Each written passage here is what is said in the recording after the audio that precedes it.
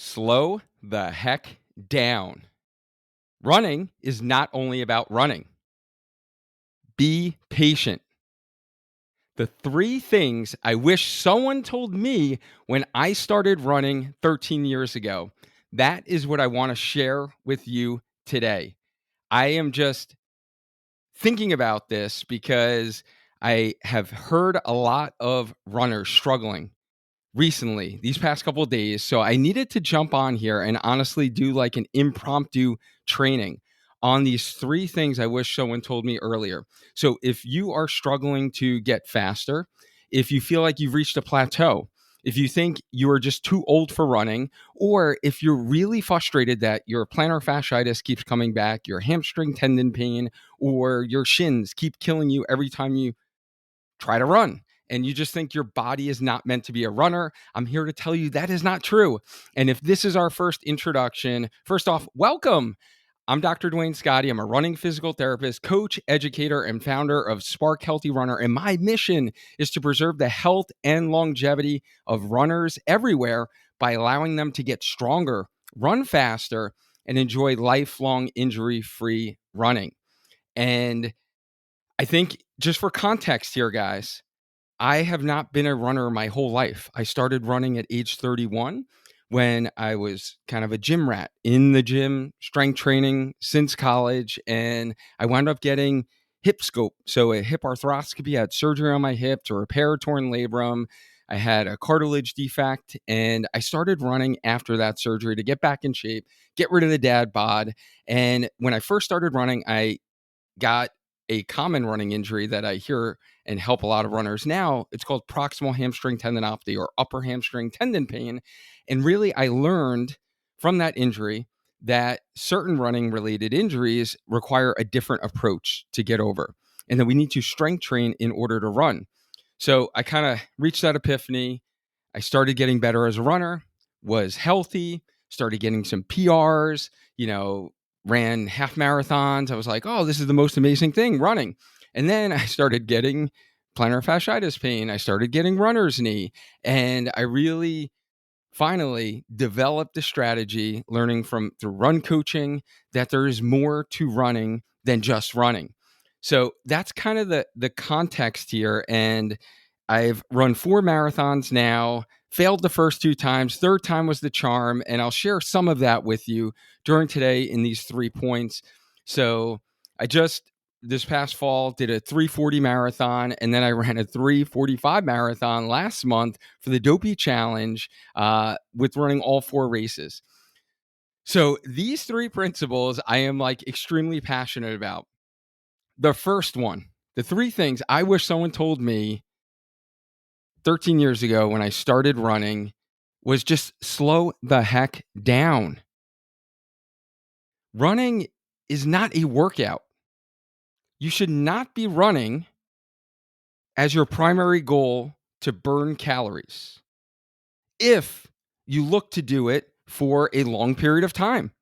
So if you want to run and for lifelong injury-free running, if you want to run till you're in your 80s, like I do, or like I like to say, until I'm in the box, you cannot go into it and approaching it as it's a workout. It's not a cardio class.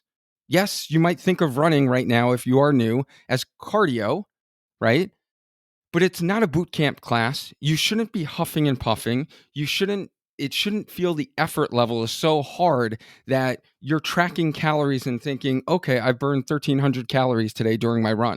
Like, if that is your mindset going into it, you are going to not be very successful, meaning you're either going to plateau in your running fitness or improvement, or you're going to get injured. So you have to slow the heck down. And it really frustrates me because I think the mindset is off and how we think of running. And if you want to learn more about how you should really spend the majority of your running during the week, no matter if you're a new runner or if you're an advanced runner, you need to master the easy run. We've talked about that in episode 174 in the Healthy Runner podcast with Coach Latoya, and how we master the easy run. and what is the purpose of the easy run, and how it actually builds our aerobic capacity or fitness, and how we make more mitochondria, it gives us more energy, how you get your body to actually relax running at a slower pace so you can conserve energy and be able to run longer. So if you have a goal of running a half marathon one day, 13.1 miles, then you can actually run 13.1 miles and feel good because you've trained your body to be more efficient running at slower speeds. So then eventually you can run faster when you need to run faster, either during a workout or during a race. So you have to master the easy run. You have to just take your ego, like throw it out the window. You have to take your pride and looking at your watch or comparing how fast you're running to other people posting on social media or Strava and say, that's their journey, not your journey, right? So I always like to use the example just to give you context is my half marathon paces for my races. So my half marathon latest fastest time in the last 6 years is a 1:40. As compared to my half marathon times pacing wise is like 7:30, 7:40. I need to actually go back and look. But marathon pace for me is like 8:15. All of my easy runs, the majority of my runs during the week are 10-minute miles and above. So you need to really think about, and if you're an experienced marathon or half marathon, all of your easy runs, people say anywhere from a minute to 2 minutes slower. I say, especially if you're doing hard speed workouts, whether it's a tempo run, whether it's an interval run, whether you're doing some pace work or faster running in a long run, those easier runs need to be even easier because it's so important for recovery. So you need to be 1 to 2 minutes slower. So for me, again, marathon pace, 8:15 pace that I can hold for a whole marathon. My easy runs are all in the 10-minute zone. You need to embrace running slower, being relaxed, being in control, controlling your heart rate, and make that the goal of your runs.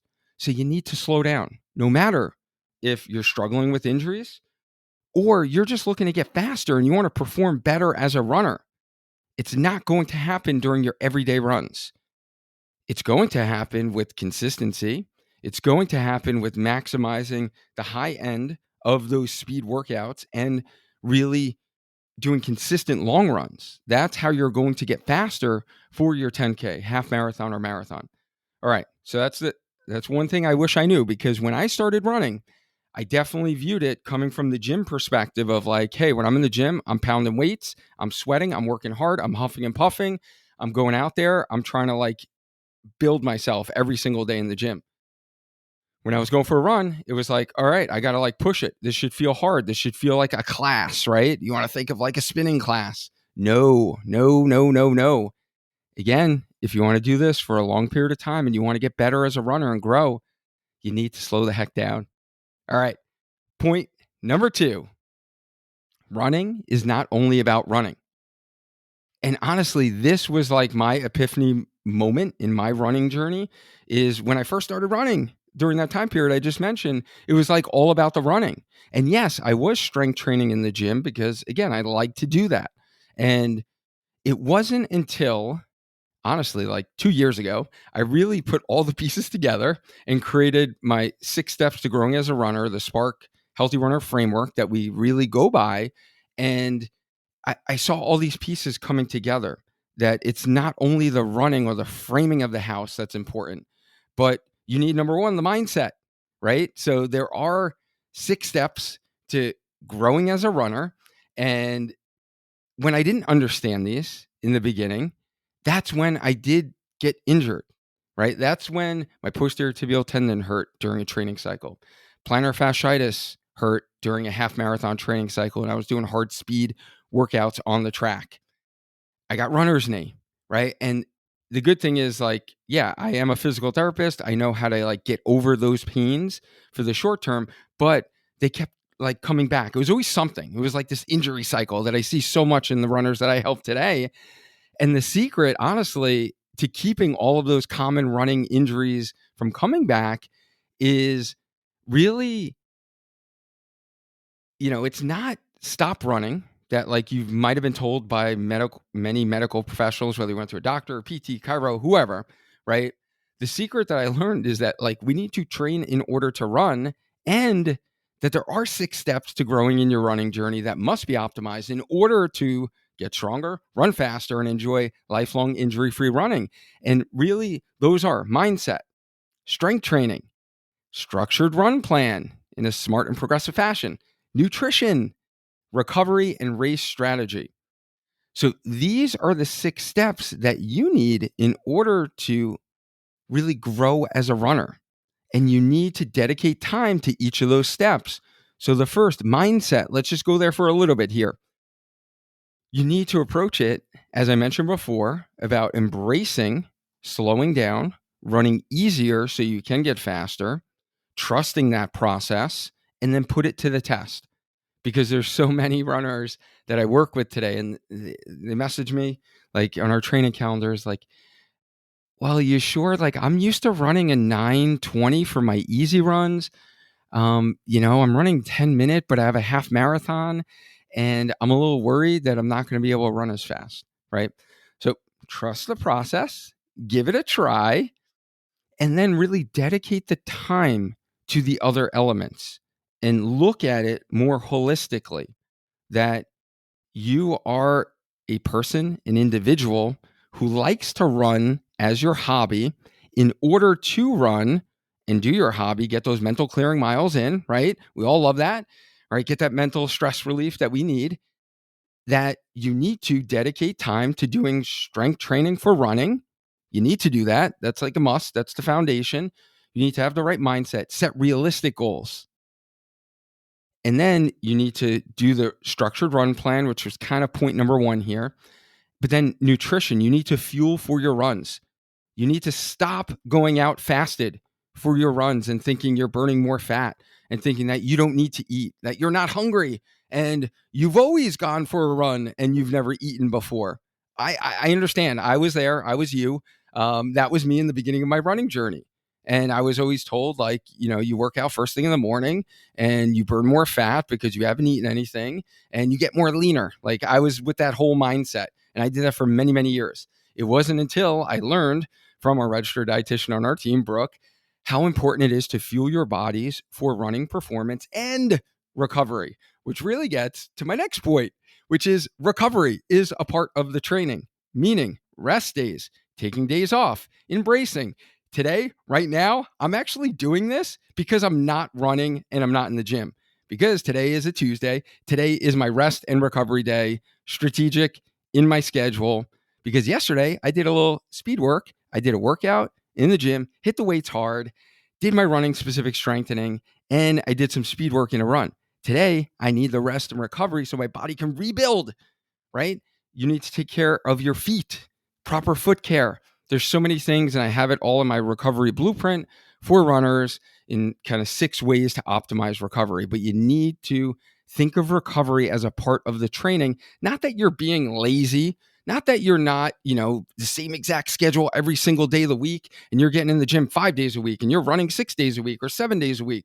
Like, recovery and the balance and how we structure a plan in a week format is so important for you growing as a runner. So you need to embrace the recovery. And then you also need to embrace race strategy. If your goal is races, so if you want to get faster in a race, there is a way that you need to approach the race in order to do that. So we have a whole like race day blueprint, if you haven't seen it, where you can get our race day strategy. Remember all the things you need to pack for your race. How do you prepare? All of those fun things. We have a lot of trainings on kind of race day performance, right? So you need to optimize those 6 steps. It doesn't just happen by you going out there every single day, running the same pace, trying to hit 8-minute pace because it looks cool on your watch to see an 8 every day, running hard every day, and then just going out there on the race and trying to do that.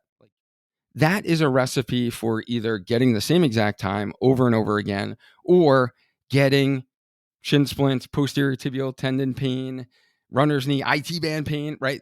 Those are all the runners that I see when we start working together. This is their story. So like I'm seeing some of you out there, right? I'm probably hitting some pain points. You're like, ooh, man, how does he know? How does he know I've been doing that? Right? Because this is who I work with. And I know this story. So that's why I was like passionate about coming on here today and doing this impromptu training. Third thing I wish I knew in the beginning was to be patient.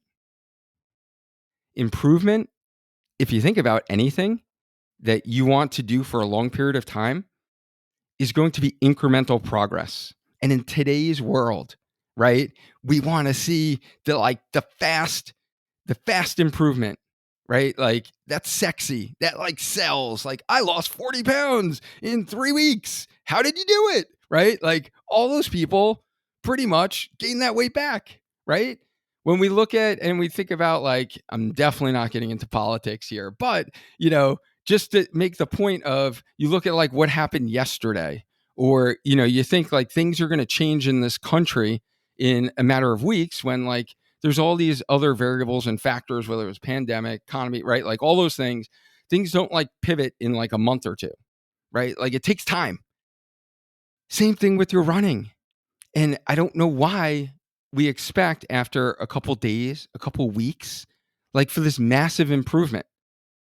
I really want you to think in terms of 4-month blocks of time at minimum, before you even make a judgment on, am I progressing as a runner? And that's why we actually don't work with runners anything less than 4 months, because honestly, we're not going to see huge change. And I'm not all about like the short-term fix. Let's put a Band-Aid on something, let's mask it, and then, you're good to go. And if anyone wants to work with us, either 1 month, 2 months out from a race, I definitely do this only on special circumstances. And I'm thinking of you, Stephanie, that we just did before Dopey. And I'm thinking of Kristen, Sandra before New York City Marathon that I started working with. If you're struggling with IT band pain, if you're struggling with like shin splints, plantar fasciitis that like really creeps up before a race, like I have the transparent conversation with them beforehand, before we start even working together. It's like, yeah, I'm going to be able to get you pain free, get you to the start line. But in order for us to work together, we're going to work together for 4 months, because I'm not only going to get you pain free, but I'm going to start to lay the foundation of how we do this the right way, right? And actually build your body up to be more stronger and resilient, so this injury does not come back. And whether you're injured or not, you've had a history, you want to improve as a runner, you need to think in 4-month blocks at minimum. Okay? You need to really think in terms of months, if not years. If your goal is lifelong injury-free running. And, for instance, right? Like, okay, I mentioned before that I've had some marathon success recently this past year. 340 marathon. So you might be like new to the marathon and be like, oh, well, Duane, can like run a half marathon in, 140, 140, 143, 144. Like those have been my half marathon. Oh, I can do that. So I'm going to train for a marathon. I should be able to do a 340 like Duane did. Or I plug it into the calculators online and you're like, wow, that's like a 330 something marathon. Pretty cool. That's my goal. It doesn't work like that. And the marathon's like a whole different animal, a whole different beast. We talked about that in many trainings before. But just to give you guys context, my first marathon, 2017 experience, not very rewarding, because I had to walk jog through painful cramps for the last 6 miles. I didn't know about nutrition properly for a marathon, hydration, electrolytes, race day strategy for a marathon. I was feeling good in the beginning. I just went with it. I'm like, this is great. I guess I'm more fit than I thought I was. No, I wasn't. Right? So I wish someone told me back then in 2017, and this is why I'm sharing this with you.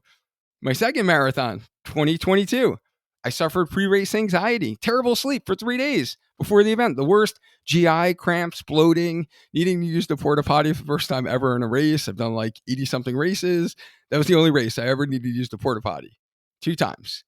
frustrated not being able to test my fitness. I was doing in training. I was really proud of being able to push through, finish the whole thing, and actually still miraculously get a PR because the first one was so terrible with the cramp walk fest that I finished with. Third marathon was 2023, right? So you really think about that's a 5-year period, guys, where I went from a 4:15 marathon to a 3:40 marathon. 5 years. And you want to actually improve your marathon time in like 2 months, in 4 months even. So we need to think in terms of months, if not years.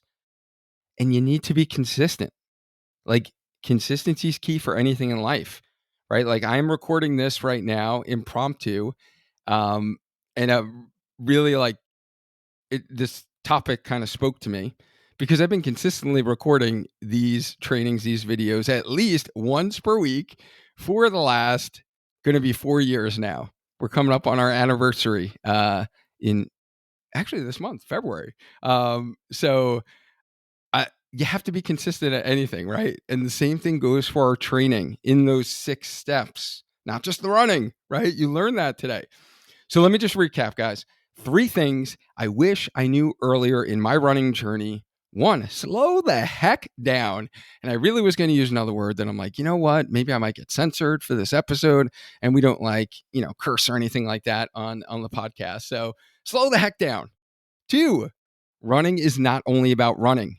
Stop focusing on just the running. Think holistically. Get our training on how to grow as a runner in 6 steps.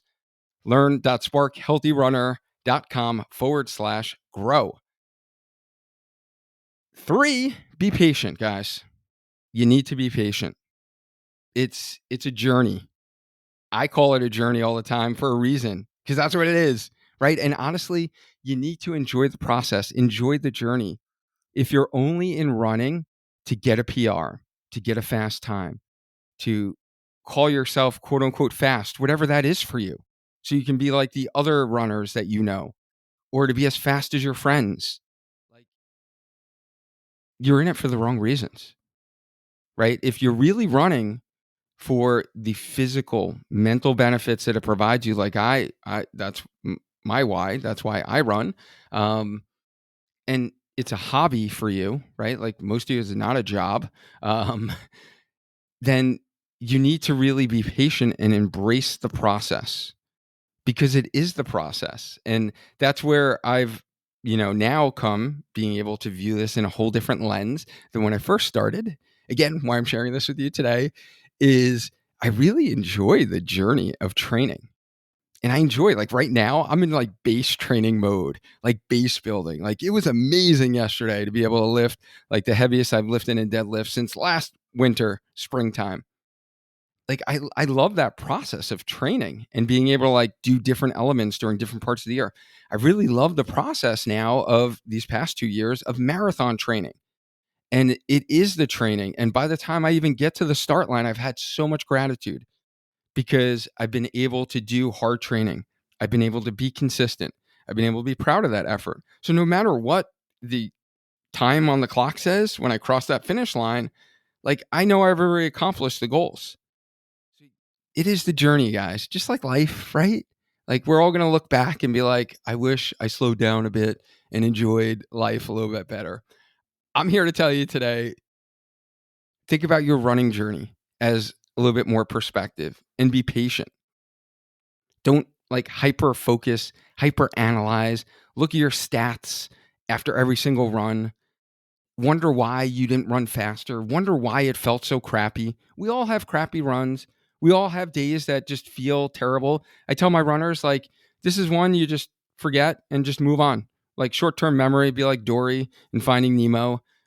It's like it didn't even happen, right? Move on. Next play, right? Like tell my girls in volleyball, like, don't worry, shake it off. They like shank a ball, next play, right? Like same thing in running. You're gonna have those bad. We all do. We all do. There's not anyone who doesn't. Um, Honestly, that's all I have for you today.